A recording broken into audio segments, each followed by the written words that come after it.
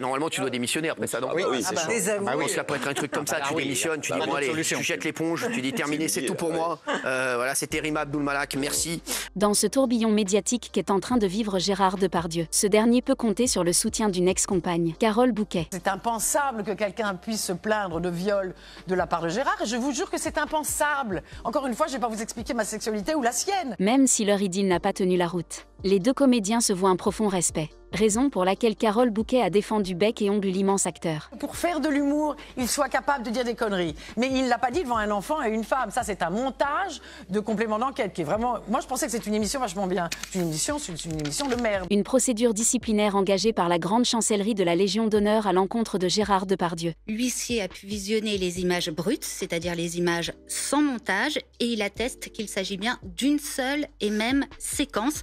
C'est ce qu'a annoncé vendredi la ministre de la Culture, Rima Abdul Malak. Son attitude envers les femmes lors d'un voyage en Corée du Nord, révélée par l'émission Complément d'enquête, font honte à la France, avait ajouté la ministre. La question, c'est est-ce que je vais commencer à retirer la Légion d'honneur à des artistes ou des responsables quand ils disent des choses qui me choquent? La réponse est non. Et je vous le dis tout de suite parce que ça n'est pas un ordre moral. Il va y avoir des gens transgressifs. La culture, c'est avancé. Oui, je le confirme, un peu trop. Sur France 5, le président de la République s'est dit grand admirateur de Gérard Depardieu. Moi, je suis un grand admirateur de Gérard Depardieu.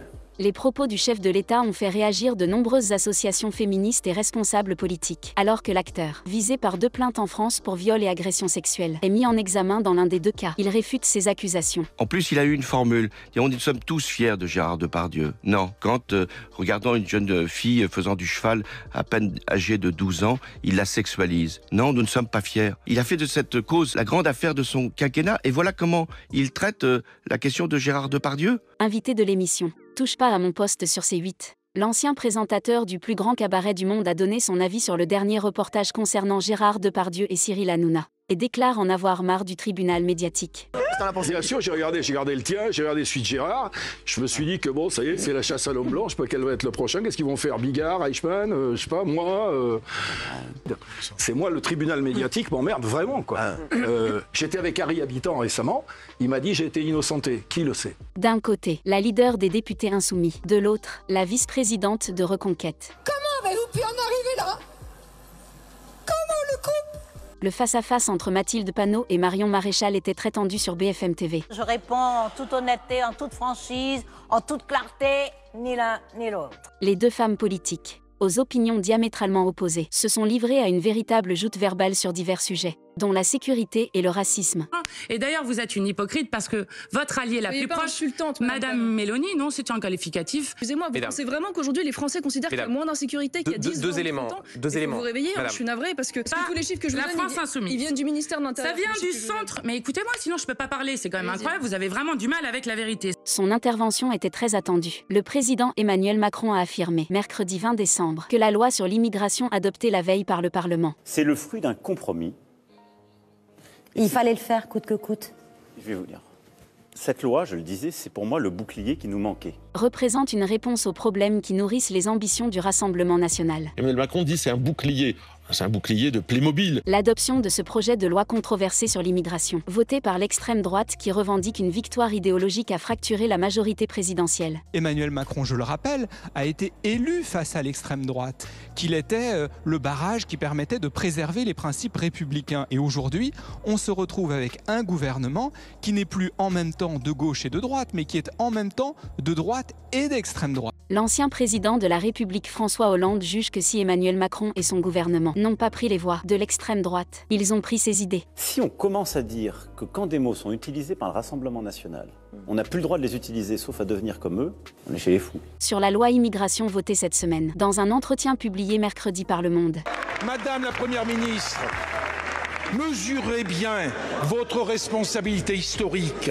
L'élection du président Macron devait nous prémunir des pires avanies du programme de l'extrême droite. Aujourd'hui, de bouclier, vous êtes devenu le marchepied. Alors que la statue de cire de Gérard Depardieu a été retirée du musée Grévin,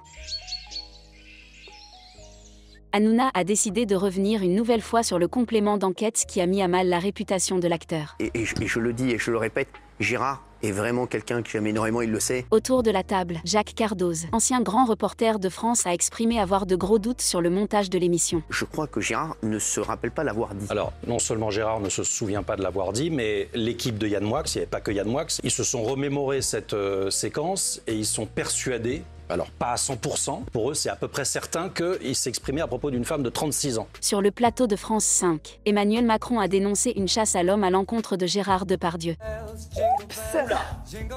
Oups.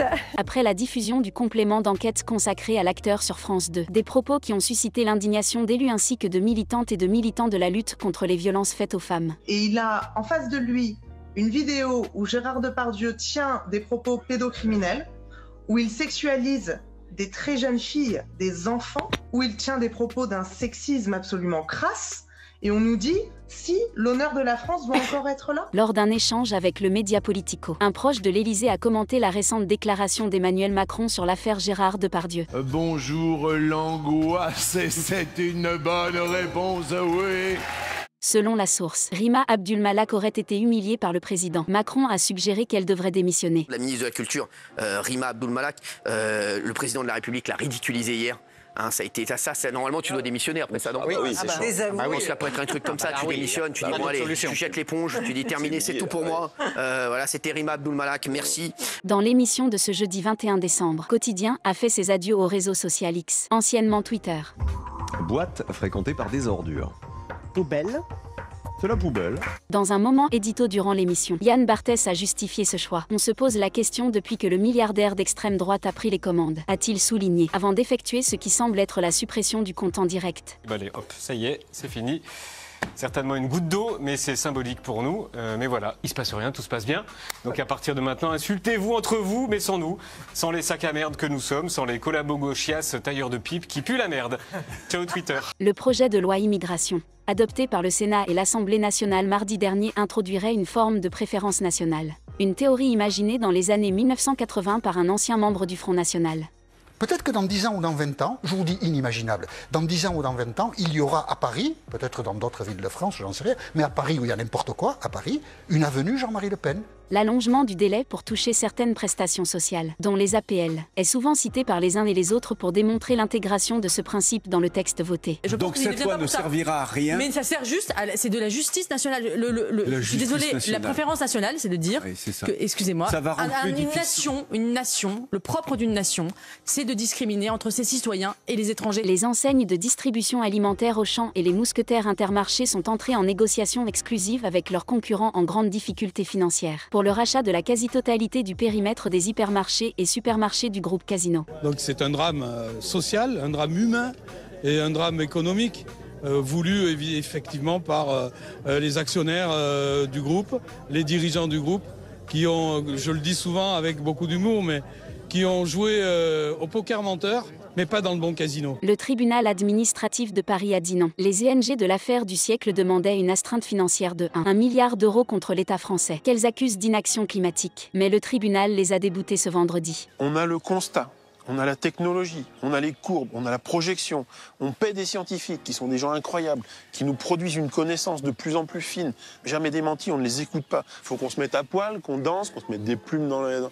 Qu'est-ce qu'on peut faire de plus? Gilles Verdez n'a cessé de marteler qu'il n'était pas ami avec le parti de Jean-Luc Mélenchon. Il a, en outre, pris la défense de Louis Boyard après des critiques contre Bernard Arnault. Là, Louis Boyard. Il fait de la politique. Il a le droit quand même. C'est une interview, a-t-il argué. Une remarque que Cyril Hanouna n'a pas supportée. Vous me demandez ce que j'en pense. Non, il fait pas de la politique. Non, il fait pas de la politique. Bernard Arnault ne crée pas de travail. Bernard Arnault, tout ça pour taper sur un gars. Il a le droit de faire de la politique. On lui interdit pas de faire de la politique. Mais sois honnête. On te paye pour être honnête.